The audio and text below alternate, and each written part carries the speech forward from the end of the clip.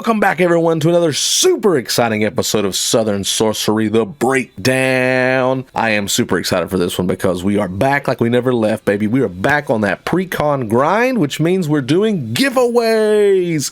Yeah! So what that means is we're going to give away this entire Precon. Some lucky winner here on YouTube is going to win the Eternal Might, which is a new zombie deck from the newest set, Aetherdrift. Super excited to get into this. All you got to do to participate and try to win in this awesome sweepstakes is be subscribed to the channel, and make a thoughtful comment on this video about either what we did in the deck tech, whether you like it, hate it, whatever. We encourage trolls. If you want to troll, go for it.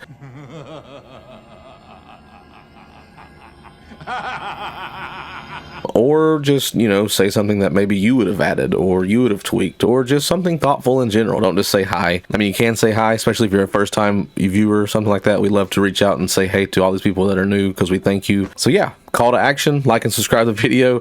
Do that. That's awesome. It helps us out a lot. Other than that, just want to say thanks to our sponsor, Nerd Gear. Here's a quick video on them. Today's video sponsor is Nerd Gear Gaming, with innovative original new products like the Playmat Sanctuary and the Commander Essentials Kit. Nerd Gear is for nerds by nerds. A newer company, they've had massively successful Kickstarter campaigns along with a #1 new release on Amazon. They've got lots of 5-star reviews, and the products speak for themselves, like life counters, dry erase tokens, spin downs, and various other products. Check out their website for some sweet deals, including an extra 5% off when you use our code SOUTHERN at checkout. And yes, that discount does stack with whatever other promotions they're running. You can also find them on Amazon with Prime shipping. Just search Nerd Gear or use the links in the description. So check out nerdgear.gg. All right, everybody, welcome back. So why are you here? Well, I'll tell you why you're here. You're here to learn about some of this awesome Eternal Might stuff. And when I'm talking about Eternal Might, I'm talking about zombies. Zombie, here, it's in your ear. All right, enough of that. Let's just dive into it. I'm super excited. You can tell I'm super jazzed. It's been too long since we've done these precons. I'm starting to get the shakes. It's been too long. All right, so let's just dive into some of the exciting stuff. First of all, we have some new cards we want to talk about.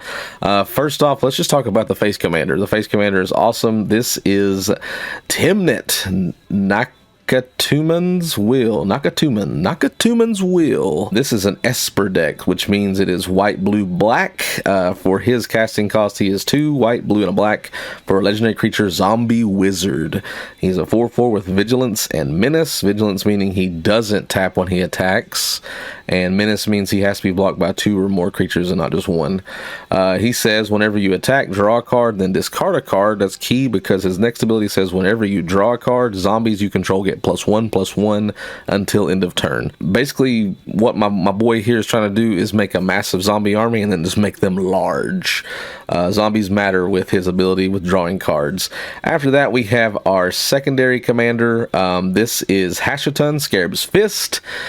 He is Azorius, or I'm sorry, not Azorius. He is Orzhov, so meaning he is white and black. He is a legendary creature, Zombie Wizard. That is a 1/3 and says whenever you discard a creature card, you may pay 2 and a blue. If you do create a tap token, that's a copy of that card, except it's a 4/4 black zombie. So he just feeds right into your Face Commander's ability. Whenever you attack, draw a card, discard a card. Ideally, you could discard a creature card and then use his ability to make that creature card you just discarded become a token that's a 4/4 zombie. That's super cool. It's almost like a lieutenant aspect of, like, just feeds right from your commander into the that secondary card as well. As I was building this deck, I really focused on the Face Commander though, and not the secondary commander. I do think that he would be a separate build all of his own, just about discarding stuff and things of that nature, but this deck is going to focus on our Face Commander. After that, we have a couple new cards that I want to talk about. The next one being Lost Monarch of Ifnir. Lost Monarch of Ifnir is 3 and a black for a zombie noble with Afflict 3. Afflict's a pretty cool mechanic that they've used in some of the older sets that have involved, like the deserts, like Amonkhet and places like that. Afflict 3 says whenever this creature becomes blocked, defending player loses 3 life. As other zombies you control have Afflict 3, which is pretty cool. So if you do get blocked, your massive army does, it's still going to be able to get through and deal some damage due to the Afflict mechanic. It also says at the beginning of your second main phase, if a player was dealt combat damage by a zombie this turn, mill 3 cards, then you may return a creature card from your your graveyard to your hand. Pretty cool synergy with what we're trying to do. Zombies historically are always about like graveyard, and graveyards matter. Go figure. Zombies rising up from the grave makes perfect sense. It's flavorful. After that, we have another new card called Priest of the Crossing. This is a zombie bird cleric, 3 and a white for a flying zombie that says at the beginning of each end step, you put X +1/+1 counters on each creature you control, where X is the number of creatures that died under your control this turn. So again, things matter as it's coming into the field, going to the graveyard, being discarded. Very zombie-like as we go through this deck. After that, we have Prophet of the Scarab, which is a mono blue card, 4 and a blue for a zombie wizard that has vigilance, which remember we said attacking doesn't cause it to tap. Whenever this creature enters, draw cards equal to the number of zombies you control or the number of zombie cards in your graveyard, whichever is greater. I love that. That's a really cool mechanic because truthfully there are going to be times where you're going to have more zombos in the graveyard than you are in the field, so it's really cool that this card has the power to dictate which is greater and then allows you to draw. And drawing is great because our commander is going to give us +1/+1 for each card we draw, so if we have something to give us a bunch of draw on a turn and a big zombie army to go with it, that's going to be a massive swing. After that, we have Ret Tomb Mystic. This is another mono blue card for 1 and a blue, a zombie bird wizard with flying. Each creature card in your hand has cycling 1 blue. Cycling is just a mechanic that's been around forever. That's usually has a cost associated with it. It says cycle 1, cycle like this one, 1 blue. It just says discard that card, draw a card. Sometimes there are other cards that have cycling, like land cycling. So instead of drawing a card, it says to go get something specifically. So there's a couple different versions of cycle, but this gives all your stuff cycling. So another like way to like discard cards out of your hand and use your secondary commander's ability for discarding and making copies of creatures that you've discarded. Really cool concept there. And then the next card we're going to look at is Wizened Mentor, 1 and a white for a zombie cleric. Whenever an opponent activates an ability of a permanent that isn't a mana ability, you get to create a 1/1 white zombie creature token. This ability triggers only once each turn. If it didn't have that last sentence, this ability only triggers only once each turn, this card would be busted because in commander games, you're going to get so many zombies like this. So you're still going to get a lot of payoffs for it, but obviously they limited it because otherwise this card would just get so much abuse. Following that, we've got a couple new enchantments. We have one called On Wings of Gold. This is a great enchantment for zombie decks. It's 3 and a white for an enchantment that says creatures you control that are zombies and or tokens get +1/+1 and have flying. Whenever 1 or more cards leave your graveyard, create a 1/1 white zombie creature token. Just busted for a zombie deck. I mean, just great. The fact that you can give zombies flying when you have so many like hordes like that and give them that type of evasion with flying, that's a good, very good. Renewed Solidarity. This is another enchantment that's 2 and a white. It says as this enchantment enters, choose a creature type, which we would choose zombies, obviously. Creatures you control of the chosen type get +1/+0, and then at the beginning of your end step, for each token you control of the chosen type that entered this turn, create a token that's a copy of it. So you get to take all of your zombie tokens and essentially make more of them, that's exactly what it's all about. You're trying to get your horde build up of zombies, and then you're trying to just invade and have the zombie apocalypse actually happen in the game. Take it over. Last card I want to talk about is a new land, which is an absolute bomb. I think this land is going to see a ton of play across different decks because it affects so many creature types. That is a Cursed Duneyard, so very much like the Swarm Yard card, where like rats and insects and things like that mattered. Same concept here. You can tap to add a colorless, and it says 2 tap to regenerate target shade, skeleton, specter, spirit, vampire, wraith, or zombie. The fact that it has vampire and zombie in it, which are 2 of the most popular like creature types in the game, this card's going to be an auto include in a lot of those decks because regeneration is nice. It essentially keeps your creatures on the board when they are destroyed, so like targeting effects that destroy type things, like the regeneration can really kind of like work around that. So a massive land to help these types of decks out. I think it's going to see a ton of play. Awesome card. Prices aren't out yet because these decks or these cards are still weeks away from being revealed at this time, or released, I guess to say at this time. So I would imagine this will be pretty expensive just on the popularity popularity basis of it alone, and it being a brand new card and being only available in the Commander deck. But great additions. Those were 10 new cards that you get with this Precon. All 10 of them, I think, are very relevant to the deck. Obviously, when we're doing our deck techs, we don't take any of the new cards out. We only take stuff that's been reprinted out, and then add our budget in, which is cut off at $50, so we don't go over that. So we have a little bit of like restrictions and lanes set up to keep us focused in what we're trying to do for the upgrade. With that being said, I do want to mention, I don't do this all the time, but this deck had a ton of great value in it from reprints. I wanted to go over 10 cards they put in this deck that have good value, so I'll just go through these quickly. And that is Crypt Breaker. That's a reprint for. I'm just going to talk about that. I'll say the card name and the price. Crypt Breaker at $5. God Eternal of Ketra reprinted right now at $5. All these prices are current TCG market prices. Obviously, there's going to be some fluctuation because these are being reprinted. Most of these probably will go down, maybe. Again, like they may not. Gravecaller at $5. Rot Hulk, which was due for reprint. I think it was only in a Mystery Booster and then maybe another Commander deck possibly. Sitting at $10. The Scarab God sitting at $11. Zombie Master at $5. Bontu's Monument at $6. Crowded Crypt at $5. Unholy Grotto, which is a great land, which hasn't been reprinted in forever, $10. And then Maskwood Nexus sitting around $4 to $5 is worthy of a honorable mention because it's right there. I just wanted to mention anything that was kind of like $5 and up. But those 10 cards alone, anything 5 and up, I mean, right there, that's just a lot of reprint value and just a lot of good cards. So if you already had a zombie deck and you're looking for like things to add, this is a really good card or deck just to buy to kind of part out and upgrade your existing zombie deck. Because let's face it, people love zombies. They're always going to be in a top 10 of anybody's list when it comes to like popular creature types in the game of Magic. All right, enough blabbing from me. Let's just dive into the upgrades. What did we add? What did we take out? So from this point on, I'm going to talk about 18 additions and subtractions I made. If you check the Moxfield link out below, this will have a category, a tag that I made. One is called additions, one is called subtractions. So the deck list itself will have 118 cards because it has the 18 that I added, and it still has the 18 that I took away. I just wanted to leave that in the deck list so you could see what I subtracted and added, and then take with that what you will, make it what you want. This is just our suggestions, what we like to come up with. I went full zombie, I went full card draw, so let's just dive into it. The first thing I added was Rooftop Storm. Rooftop Storm is, I think, just an auto add in any zombie deck just because of how good it is. And that is an enchantment that is 5 in blue, so it is a little expensive, but this is why. It's 5 in a blue for 6 total mana cost, and it says you may pay 0 rather than pay the mana cost for zombie creature spells you cast. Bonkers. I did take out a cast out for that. That is what I removed. After that, I added Azul Asher the Lich Lord. Azul Asher Lich Lord is a legendary creature, 1 in a black. She says she's a zombie warlock that has ward, pay 2 life. So to target her, in addition to what you're paying, you have to also pay 2 life.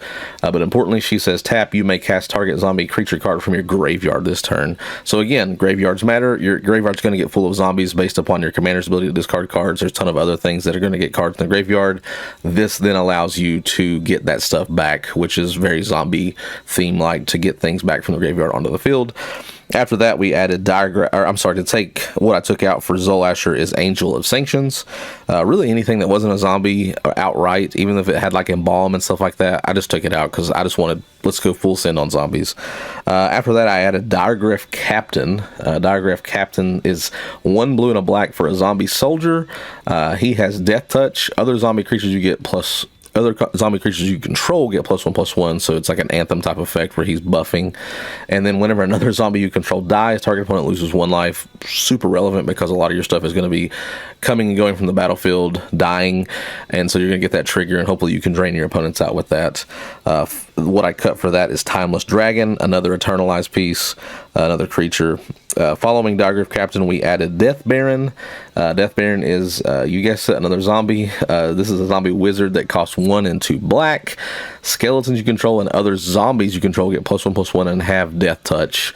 That's relevant because it's more evasion in a way that your opponents necessarily don't want to block your zombies anymore, because Death Touch is just sneaky. It's tough when you have like creatures you don't want to get rid of to block. Yeah, of course they're maybe bigger than a 1/1 or a 2/2, but like that Death Touch is going to kill them unless you've got First Strike or a way to deal your damage before they get to you. Death Touch is very sneaky, especially when it comes to like hordes or like, you know, trying to swing wide. It really makes your opponents have to think if they want to like let stuff go. Plus, if you've got blockers, now your little 1/1, 2/2 blockers are very deadly because they can kill essentially whatever they hit. So I think that was an easy add. I took out Champion of Wits for this ad. Following that, we added Aetherdrift Colossus. Aetherdrift Colossus is a big old zombie. This is a zombie giant for 2 and a black, and it says Aetherdrift Colossus enters the battlefield with a +1/+1 counter on it for each zombie card in your graveyard, which could be tons. And then he says whenever you cast a zombie spell, put a 2/2 black zombie creature token onto the battlefield tapped, which is great because you're just going to feed the horde. More zombies on the field. Love it. What we added, or I'm sorry, subtracted for that is Vizier of Many Faces. Following this, we have our first spell. This is Zombie Apocalypse. Zombie Apocalypse is a sorcery. Just like the name says, this is a sorcery that's 3 and 3 black. So 3 generic mana, 3 black pips for 6 mana total. Return all zombie creature cards from your graveyard to the battlefield tapped, then destroy all humans. The flavor is just too good not to add. Plus, again, your graveyard's constantly going to be full of zombies. This is a good way, like especially late in the game, if people have wiped your board a lot and your graveyard's just full of zombies, great way to get all of your army back and be right back in the game with that one sorcery. I cut, there's a double card in the deck called Never and Return. Cut that card for Zombie Apocalypse. After that, we added Undead Warchief. Undead Warchief is another creature. This is a zombie that costs 2 and 2 black, and he has a reduction built in. Says zombie spells you play cost 1 generic less to play, which is great. And then there's another Anthem effect. Zombies you control get +2/+1. We're just trying to make our zombies huge, essentially. That's the main goal here, is just make them big, nasty, and then swing, and let's just take over the world with zombies. What we cut for that is the Archfiend of Ifnir, and then we added another really awesome card called Necroduality. This is another enchantment. Necroduality is just great because it's 3 and a blue, and it says whenever a non-token zombie you control enters, create a token that's a copy of that creature. What's better than 1 zombie? 2 zombies when they come into play. So if you've got ETBs, you're going to get twice the triggers. I mean, unfortunately, it doesn't get around the legendary rule, but we're not playing a ton of legendary zombies, so it's okay. It's just a great card. This and the Undead Warchief were probably the 2 most expensive cards we added. Both are sitting around $10 each. I'm okay with that because both of them are just so great in zombie decks. What we cut for that is Dread Horde Invasion. One of the trickier cuts. I do like Dread Horde Invasion. I like amassing. I like what it does, but Necroduality, in my opinion, is just a better card, so that's why it got cut. Following that, we had Gary, Grey Merchant of Asphodel. This is a staple in really any deck that has a lot of like black mana symbols, pips, if you will, on the cards. Gary is what he's popularly called just because Gray and Gary are kind of similar. But what he does, he's a zombie that costs 3 and 2 black, just a bonkers card. Whenever Gary enters the battlefield, each opponent loses X life, where X is your devotion to black. So like I said, we're going to count those symbols, those black mana symbols. You gain life equal to the life loss this way. So many ways to abuse this card. I've lost to this card personally in a ton of games. Not necessarily a zombie deck, just a deck that had a way to like bounce Gary, return Gary, flicker Gary. Just nasty. Gary is nasty. Gary equals nasty. If you remember anything from this deck tech, remember that. But yeah, that no brainer to add this card in. And then we cut Eternal Skylord for that. Following Gary, we added Verena the Lich Queen. This is the OG commander when it came to running Esper zombies. She is Esper, so she is white, blue, black, and 1. So total of 4 mana cost to play her. She says whenever you attack with 1 or more zombies, draw that many cards, then discard that many cards, you gain that much life. That's just going to play so well with your commander. I mean, you're going to draw hopefully like a ton of cards and make them massive, and this could be a game ender in the right type of scenario.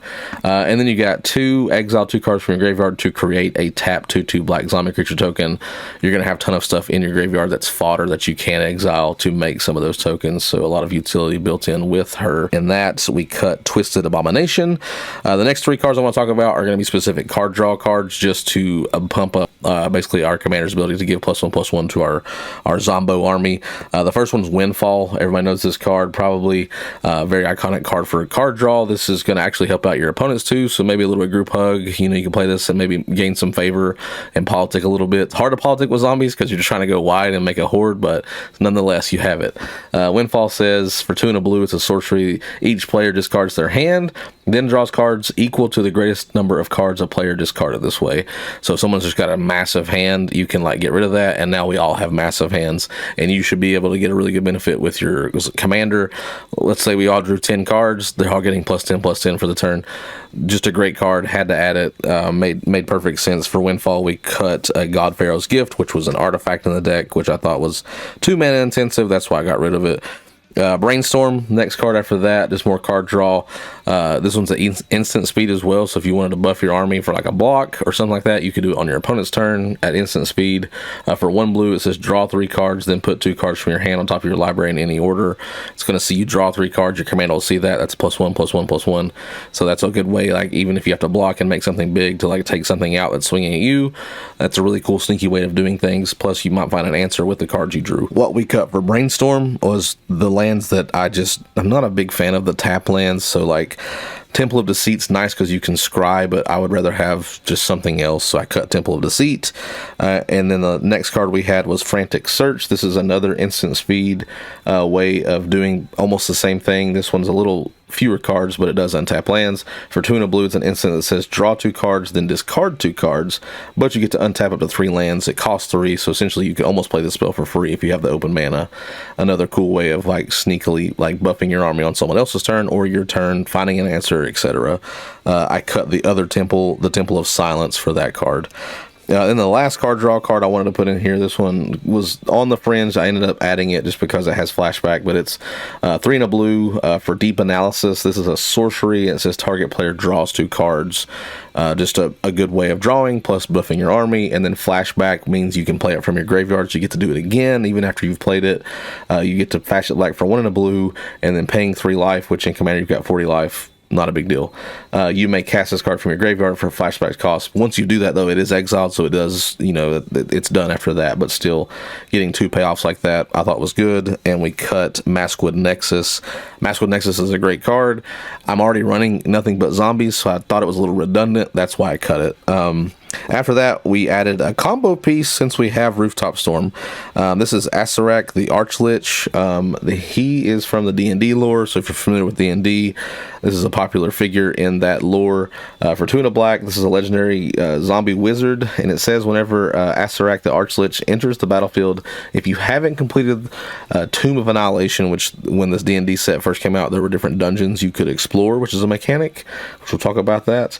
But if you haven't completed that dungeon, which is called Tomb of Annihilation, you return Aetherdrift to your hand and venture into the dungeon, which means then you get to choose a dungeon to venture into, and you get to use its abilities as you go through a room. So, and then it says whenever Aetherdrift the Archlich attacks, for each opponent, you create a 2/2 black zombie creature token unless that player sacrifices a creature, which is also a pretty cool mechanic. But ideally, if we had him and Rooftop Storm out, this is a 2-card combo. Rooftop Storm is gonna make him cost 0. So he's gonna come in, see that we haven't completed that tomb. He's gonna bounce to our hand because we haven't completed the Tomb of Annihilation. And what we're looking for is another dungeon, and that dungeon is called Lost Mine of Fandelver. And basically, once we get to the Dark Pool Room ability, it says each opponent loses 1 life and you gain 1 life. And so you're just going to keep doing that over and over because we're never going to complete the other one, the Tomb of Annihilation. We're just going to keep going in that same dungeon, Lost Mine of Fandelver. And we're going to keep doing that until we drain our opponents and they're all dead. So literally a 2-card combo. I didn't put any tutor pieces in here, so it would be kind of luck of the draw. We do have our draw, though. We have a ton of draw, so there is a possibility this could really kind of like come in to play a lot more than you think. But I had to add it. It's just a 2-card combo that's great for zombies specifically, so why not? It's fun. It's a good way to close out the game. Somebody's got to win. Why not be zombies? For that cut for Aetherdrift, we did cut the 1 Planeswalker, Liliana Death's Majesty. She's a good Planeswalker for zombies, but I don't know. Planeswalkers, I can take or leave in certain situations depending on the deck. just to have one planeswalker. I don't think she's like the end all be all, so I decided to cut that. And then the last 3 additions I want to talk about are just land swaps, so we won't spend too much time. We did add Unclaimed Territory. Unclaimed Territory is going to be a nice land since this is a very creature heavy deck. Unclaimed Territory is a land that says if it enters the battlefield, choose a creature type. It can tap for colorless, or it can tap for 1 mana of any color, but you can only spend this mana to cast a creature spell of the chosen type, so your zombies. I think that's fine. Like I said, it's such a creature intensive deck that this fits perfectly into that situation. We went ahead and cut the 3. We're going to cut all 3 of the deserts that come in the deck, and the deserts are okay, but they just come in. They do have cycling, but they come in tapped. I don't like that. That's just a preference of mine. I just don't like tap lands. I feel it's too slow in today's world. You get passed up because you're waiting on those lands to untap, and you get put in a position where you're playing from behind. And in this color set, Esper, you don't really want that for your lands, in my opinion. After that, I wanted to add Shipwreck Marsh. This is just from the Innistrad block. This land is tapped unless you control 2 or more other lands. So like as long as you just have 2 or more, you're good. Comes in untap and taps for blue or black right out of the gate, which are 2 of the most, heavy intensive colors of this deck. Cut Desert of the Mindful for that one. And then the last desert was Desert of the True. We cut that for Secluded Courtyard, which does the same thing almost as our Unclaimed Territory. The same thing here. We're going to choose a creature type. It can tap for colorless, or you can pay to tap it to add 1 mana of any color, spend this mana only to cast a creature spell of the chosen type, or, this one has a little bonus, or activate an ability of a creature source of the chosen type. So if you've got something that you can activate on the creature, you can activate with that color from that land. I thought that was way better. So we did cut all the deserts, Desert of the Glorified, Desert of the Mindful, and Desert of the True for that. We came in at $41.21 with our additions and strips. We're way under our $50 budget. That's it. That's the deck. That's what we tweaked. I love this deck. I think it's super exciting. I love this commander. I think it could be ran a couple different ways. I love the graveyard aspect of it. I love the card draw, and it matters and makes our zombies bigger. That's just fun to me. I'm a creature heavy player, so this spoke directly to my heart, to be aggressive, to run a bunch of creatures and go wide. That's my caveman brain. I love it. I'm always going to be like, it's funny that these 2 colors right here, the ones showing on the rest of my shirt, because I love to stomp, Gruul, the 2 colors here showing. This is not a Gruul deck at all, but it's going to run like Gruul because it's coming at you hard and fast, which makes sense because this is Aetherdrift. We're trying to go fast, baby. Go fast, go fast. I want to go fast. Thank you so much for watching. Please like, subscribe to the channel, make a comment to enter this. We want to give this deck away. We will take care of shipping for free. All you have to do is make a comment, a thoughtful comment about what you thought about the deck tech, what you might add, if you think I'm crazy for some of the stuff I've added, but let us know. We love to hear the feedback. It's great. Thank you guys so much. Please say hi to our patrons on the screen here. They're flying by. They're awesome people. If you want to join these awesome people and get into some of the box breaks, some of the specialized deck techs we do, some of the cool stuff we do in our Discord with our patrons, please check it out. All the links are below in our link tree. Thank you all so much again. We'll see you on the next video. Until then, have a great day, make good choices, be a positive light in a world where it's needed. Until then, bye. So shines a good deed in a weary world. Charlie, My boy. you won!